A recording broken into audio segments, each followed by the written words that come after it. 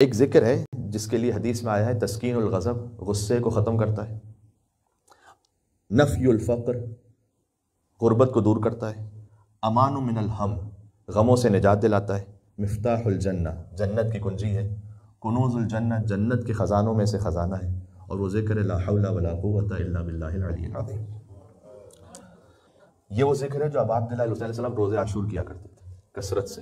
امام حسین علیہ السلام کثرت سے کہتے تھے لا حول ولا قوت الا باللہ العلی العظیم، بالخصوص جب حملہ کرتے تھے مقتل پہ، فوج یزید کی طرف حملہ کرتے تھے، اس کے بعد وہ حشرات الارض کی طرح بکھر کر دور بھاگتے تھے، تو امام حسین علیہ السلام پھر تشریف لاتے تھے اپنے خیام کی طرف، اور وہاں کھڑے ہو کر بآواز بلند پھر کہتے تھے لا حول ولا قوت الا باللہ العلی العظیم، پھر حملہ کرتے تھے۔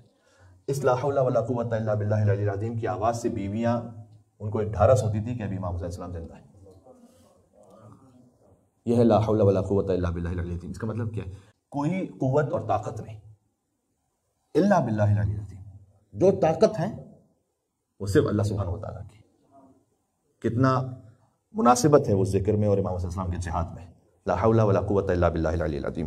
روایت میں ہے کہ اگر کوئی ذکر کو کامل کرنا چاہے تو اس ذکر کو مزید کامل کر دے اس طرح سے کہ سبحان اللہ والحمد للہ ولا الہ الا اللہ واللہ اکبر ولا حول ولا قوت الا باللہ العلی العظیم، یہ ذکر اور کامل ہو جائے گا۔ مل کے ایک اور صلوات بھیج دیں محمد وعلی محمد۔